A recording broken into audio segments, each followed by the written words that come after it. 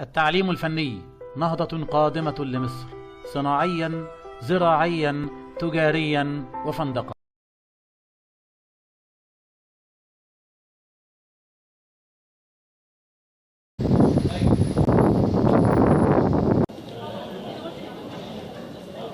يعني انا باخد العام اللي يجيد القراءه اللي هو دبلوم او دبلوم زي ما بيقولوا بالعافيه يقرا ويكتب، بالعافيه يجيد القراءه والكتابه ده اذا جد. طالبه كمان من رجال الصناعه، بما ان احنا عندنا هذه المبادرات فرديه موجوده داخل كل صناعه وكل شركه، ان هي تساهم في ان يكون في يعني نوع من الاسهام في رفع جوده التعليم الفني. دي حاجات بتدرس داخليا عن طريق الاباطنه والمهندسين الفنيين المتخصصين من داخل هيئه التنسق. التدريب التاهيلي ده احنا عملنا لغايه دلوقتي حوالي 229 حاله او عنصر. انا نفسي ان انا اعمل اكاديميه في الاخر او معهد عالي تكنولوجيا الطباعه، لان احنا على يقين ان التعليم الفني والتدريب المهني هو ده سهم تنميه مصر ان شاء الله. لازم يبقى في حد مسؤول عن الصحافه يجي يقعد هنا في المجلس الاعلى للصحافه ويقول لي ازاي هيتحكم ويعاقب اي واحد يتطاول في جريده بكلمه خارجه او في اعلام. لازم الحقيقه يبقى ده سيستم، لازم علماء الاجتماع السياسي يبقوا قاعدين، لازم اصحاب مصانع يبقوا قاعدين.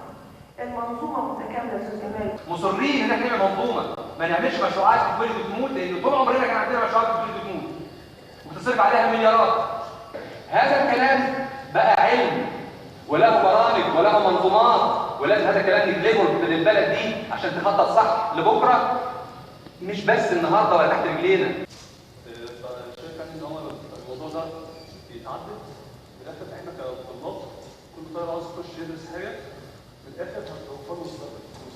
مجهز على احدث التجهيزات، وكان بالاشتراك مع وزاره الصناعه في انجلترا في وقتها.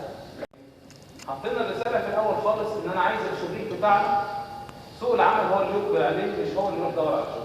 علمهم عشان يوصلوا لاكتساب المهارات بياخد ايه؟ ده بياخد ميزانيات كبيره وبياخد حد مؤهل، محتاجين مدرس مؤهل جدا عشان نوصل. نزلنا السوق ناس مؤهله هيلاقوا فرصه عمل والناس هتتلقاها. واحنا وغيرنا لو عمل خبرات في النهايه زي ما بيقولوا القول هينضف، كل ما هتاخد انت منه هيكون احسن.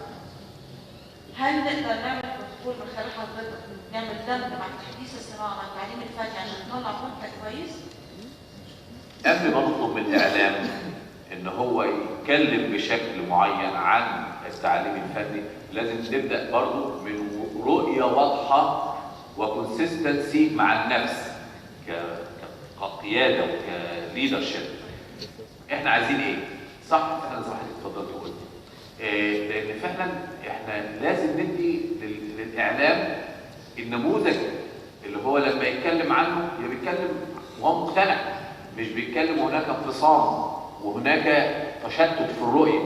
انما ايه حضراتكم ده اللي هيتعرض وده اللي ممكن نبعت لكم الايميلات اللي هيبعت لنا ونرد عليها.